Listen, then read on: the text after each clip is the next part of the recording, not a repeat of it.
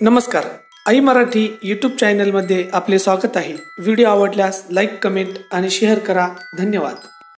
देवीचे जर शक्तिपीठ जर बघितले ना तर 51 शक्तिपीठ आहेत। असं आहे, नवरात्र बसलाय म्हणून देवीची थोडी माहिती म्हणून मी तुम्हाला थोडी माहिती सांगतो। देवीचे हे 51 शक्तिपीठ आहेत। तुम्ही कसं काय, एक दिवस पार्वती मायांचे वडील माहेरला ठरलं की आपल्याकडे कार्यक्रम ठेवायचा आहे। पार्वतीला विचार मनात आला आपण सुद्धा जावं।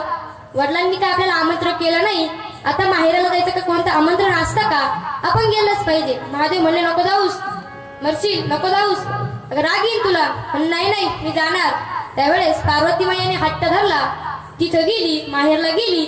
आता माहेरला गेल्यानंतर तिचे जे काही बहिणी होत्या त्या पार्वती मायाला चिडवायला लागल्या, म्हणा का ग तुझा नवरा पाय त्याला सदी पावडर नसते, लावतो तर काय, लोक जे मरतात त्यांची राख येतो तोंडाला, त्याला सदी जीनची पॅन्ट सुद्धा नाही। पॅन्ट तर कोणती, वाघाचे कपडे तो घालतो, वाघाचे कातरे अंगावरती वागवतो। कसा तुझा नवरा, तसा पार्वती मैयाला राग आला। त्या जो आपण म्हणतो हे चालू होतं, काम चालू म्हणजे आपण म्हणतो त्याला एका प्रकारचं तिथं पिंड तयार होतं, म्हणजे आग चालू होती। जशी गेली पार्वती मैया त्या आगीत उडी मारली। हे कळलं कोणाला, महादेवाला कळलं। महादेवांनी आपला एक केस काढला, त्याच्यापासून एक माणूस तयार केला आणि पुढे पाठवला, सगळ्यांना मारलं। त्यावेळेस महादेव मागून गेले, पार्वती मैयाला उचललं। ढगामधून चालत असताना त्यावेळेस त्या पार्वती माईचे 51 तुकडे झाले, म्हणून 51 शक्तिपीठ असं आहे। आपल्या जवळच नाशिक तालुक्यामध्ये एक दिवस काय झालं, जात असताना पार्वती मायाचा आपण म्हणतो पैंजण म्हणतो ना, ते पैंजण त्या नाशिक जागेवरती तिथे जाऊन पडलं।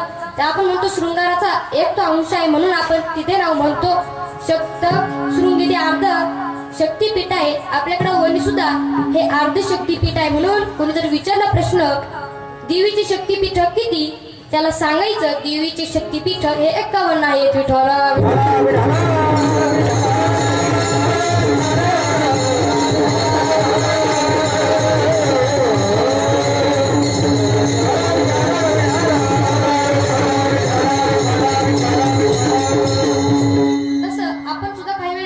कोल्हापूरची कोण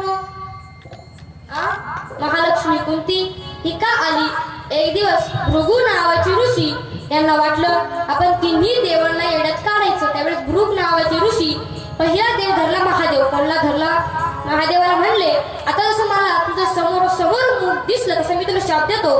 लोकांना सुद्धा तू कधी तर त्यांच्या तुझ्या मंदिरामध्ये जर लोक आले त्यांचं सुद्धा मुख दर्शन होईल, म्हणून पिंड त्यावेळेस ठेवण्यात येते। दुसरा देव धरला तर कोण, आपण म्हणतो विष्णू जवळ गेल्यानंतर भृगु नावाच्या ऋषींनी त्याच्या छातीत लाथ मारली।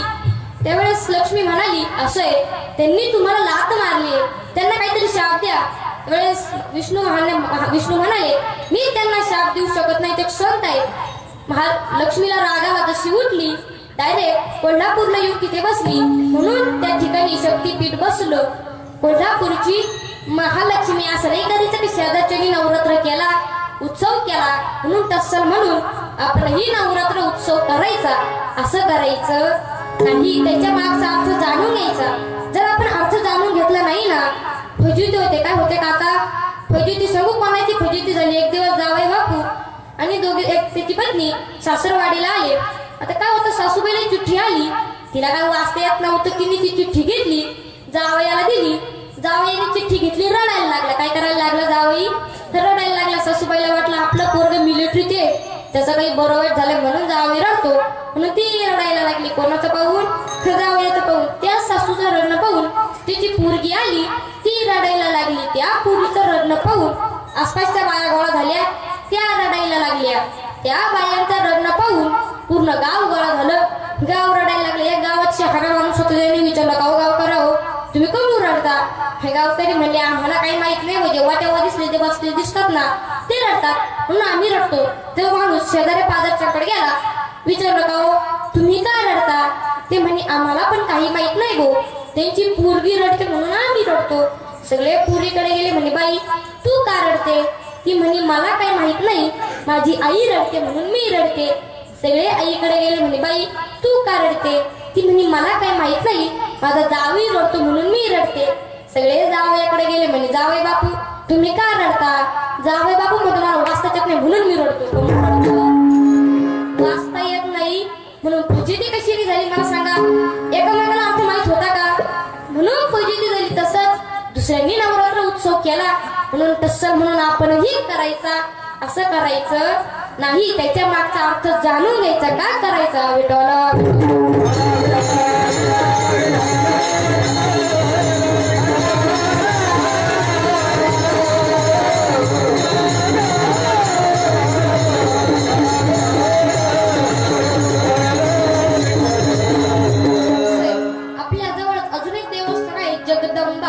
हे देवस्थान का पडलं? एक दिवस ब्रह्म विष्णू आणि महेश तिघांनाही अहंकार झाला. आपण पृथ्वी चालवतो, आपण जगताला चालवतो. कोणा झाला गर्भ कोणा झाला? ब्रह्म विष्णू महेश. हे कळलं एका देवीला. ती देवी गेली ब्रह्म विष्णू महेश तिघांच्या पण मुस्काडीमध्ये मारली आणि त्यांना एका विमानामध्ये बसवलं. वरती नेलं. तेच विमान म्हणजे पुष्पक विमान. तेच विमान तुकाराम महाराजांसाठी सुद्धा आलं. काही लोक म्हणतात तुकाराम महाराज वैकुंठाला गेले का? गेले. त्याच पुष्पक विमानामध्ये तुकाराम महाराज कुठे गेले? वैकुंठाला गेले.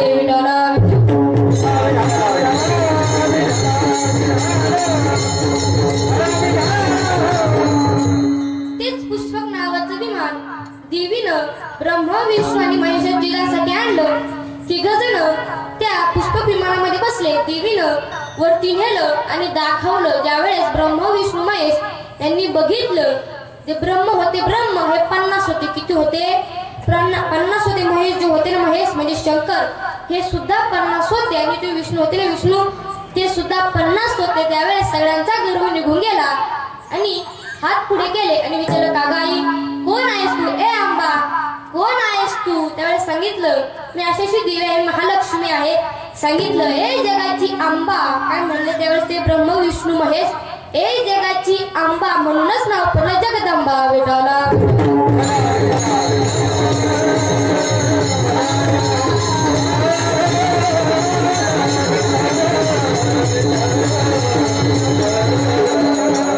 देवीचं महत्व जर कळलं असेल तर आता आपण आपल्या अभंगाकडे वळूया.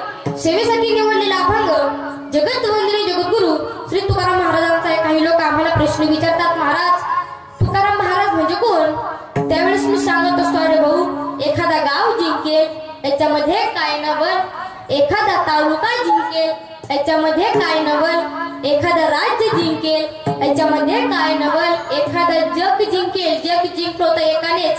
त्याचं नाव सिकंदर बादशाह. कोणी जिंकलं होतं? सिकंदर बादशाह. पण तिच्याकडे एकच गोष्ट नव्हती. कोणती गोष्ट? काळ. काळच म्हणजे जो सगळ्यांना खायला टपलेला आहे तो काळ.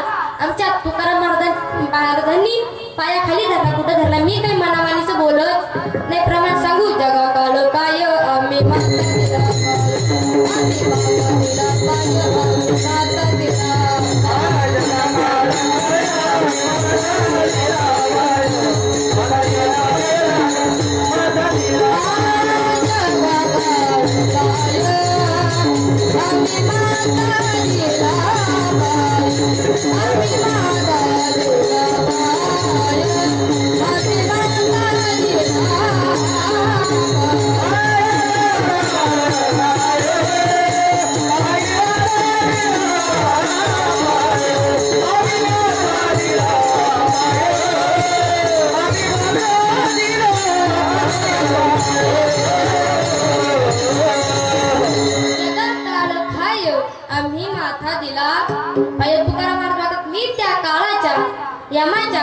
डोक्यावरती पाय दिलेला आहे. कुठे पाय दिलेला आहे?